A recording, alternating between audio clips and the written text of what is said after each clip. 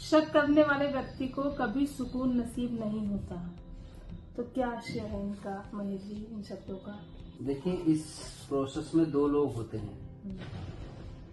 एक तो वो जो शक करता है, एक वो जिसके ऊपर शक करता है। दो लोग होते हैं।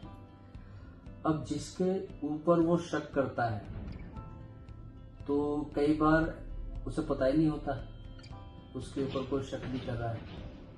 वो अपनी मस्ती में रहता है, अपने काम करता है, बाहर जाता है, लोगों से मिलता है, मीटिंग करता है, अपने काम करता है, तो उसको पता नहीं उस पर कोई शक कर रहा है। लेकिन जो शक करने वाला है उसके दिमाग में हमेशा चलता रहता है, अब कहाँ होगा, क्या कर रहा है, किससे मिल रहा है, क्या कर रही होगी या कहाँ जा रही होगी। मतलब कोई भी है, चाहे मेल और फीमेल जो भी है, उसके दिमाग में हमें चलता है कि वो इस समय कहाँ होगा, पता नहीं किस किस से मिल रहा होगा।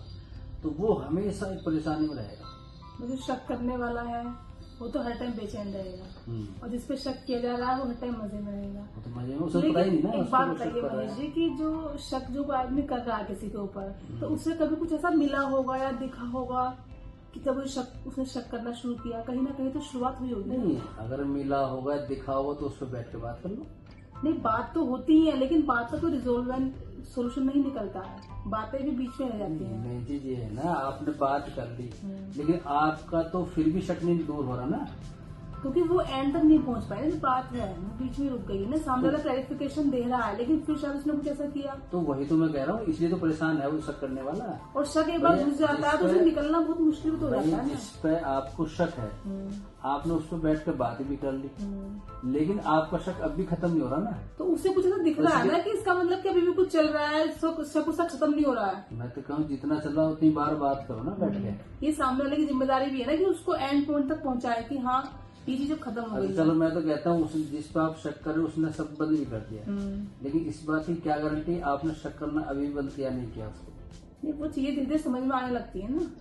जब शक करने वाला गलत काम नहीं करेगा तो धीरे धीरे शक भी खत्म हो जाएगा। मैं तो कह रहा हूँ हो जाएगा, लेकिन जब तक खत्म नहीं हो तो जो शक करा हो तो परेशान ही है ना।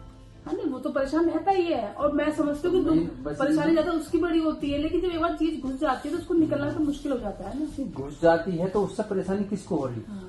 जो शक कर रहा है उसको ही तो हो रही ना, तो वो तो हमेशा बेचैन रहेगा ही। तो इसका मतलब जो शक कर रहा है उसे अपने ऊपर काम करना चाहिए। एग्जैक्टली।